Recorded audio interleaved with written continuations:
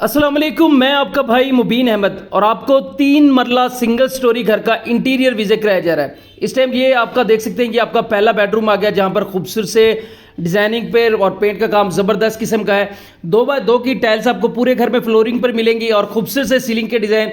इसके अलावा सीढ़ियों पर भी आप देख सकते हैं टाइल प्लस मार्बल का खूबसूरत सा काम किया गया है। और ये इस घर का आपका पहला वाशरूम आ गया, जो कि आपको टीवी लॉन्च और पहले बेडरूम से अटैच किया गया है। और ये इस साइड पे सेपरेट सा आपका खूबसूरत सा किचन यहाँ पर तैयार किया गया है। और साथ में मैं आपको इस घर का मास्टर साइज का बेडरूम भी विजिट करवा दूं। तो ये आपका इस घर का दूसरा बेडरूम आ गया। 2x2 की टाइल फ्लोरिंग है, खूबसूरत सा अटैच बाथ वेंटिलेशन के साथ आपको ये बेडरूम मिलता है। घर की लोकेशन की बात कर ली जाए तो नूर पार्क हाउसिंग सोसाइटी में घर मौजूद है। गज्जुमत्ता आहलू रोड लाहौर में घर आता है। इस घर की मुकम्मल तफसील से वीडियो मेरे यूट्यूब चैनल पे मौजूद है। मेरे चैनल को सब्सक्राइब करें, मुकम्मल तफसील से वीडियो जाकर देख लें। 30 लाख रुपए इस घर की डिमांड है, जो कि टोकन पर नेगोशिएबल है।